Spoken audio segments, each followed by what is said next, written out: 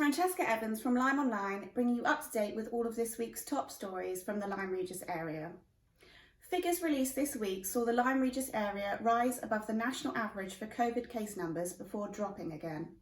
Office of National Statistics figures for the 7 days up to January 14th revealed that there were 35 cases in Lyme Regis, Charmouth and the Marshwood Vale, which was above the national average case rate per 100,000 people. However, in today's figures for the 7 days up to January 16th, this has dropped back down to 28 cases, putting the area back below the national average. This is an increase of 0 cases on the previous 7-day period and the first time local case numbers have stopped climbing since mid-December. Case numbers are also dropping in all areas immediately surrounding Lyme Regis. Similar to the rest of the country, it is thought the recent local spike in numbers may have been caused by the more contagious variant of the virus, which emerged in the UK over the Christmas period. Figures were also updated this week to include December data on deaths caused by COVID-19 since the UK outbreak in March 2020. There were no COVID-19 deaths in Lyme Regis, Charmouth and the Marshwood Vale during the entire period of March to December 2020. However, the Kilmington, Colleton and Uplyme area recorded its first 2 coronavirus-related deaths in December 2020. Axminster also saw an alarming 8 coronavirus-related deaths in December, bringing its total to 18, having recorded 3 in April and 7 in May.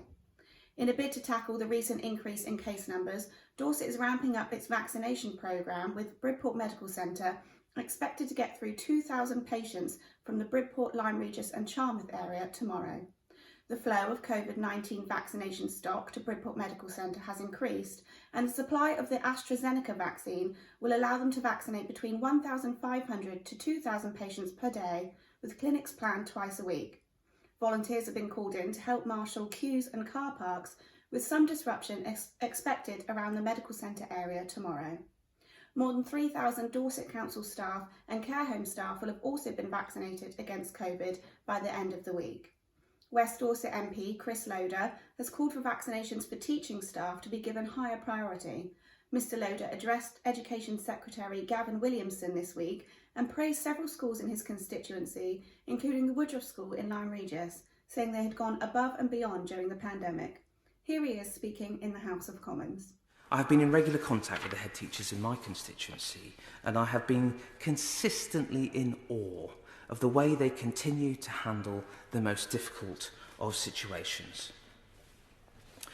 COVID testing in schools has been a great logistical challenge, but nonetheless, our schools, particularly those in West Dorset, have been willing to put all those measures in place to carry on.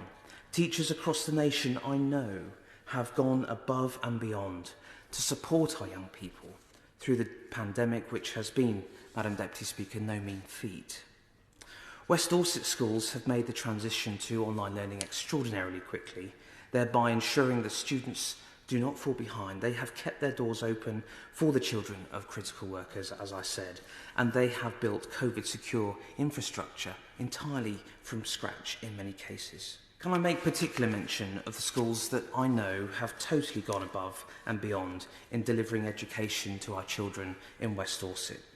The Woodruff School in Lyme Regis, the Griffin School in Bedminster, Mountjoy School in Bedminster, the Griffin School in Sherborne, I should say, St Mary's in Bridport, Trent Young's Church of England Primary and St Osmond's Middle School in Dorchester, and there are many, many more that I would like to commend in West Dorset.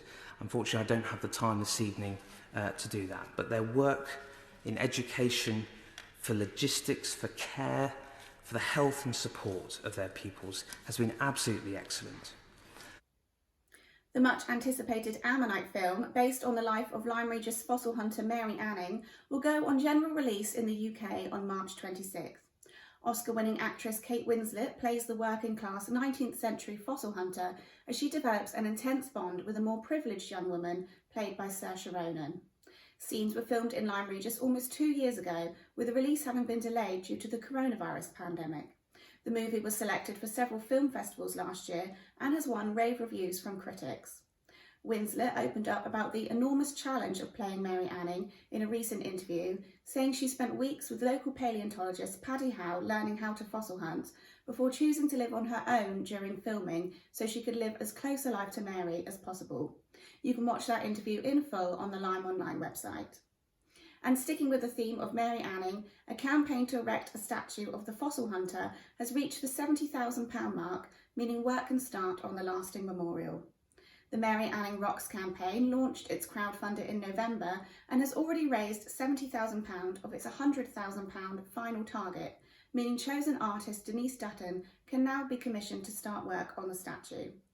The final £30,000 is still needed to cover costs of planning and professional fees, and you can donate via the website shown on screen now.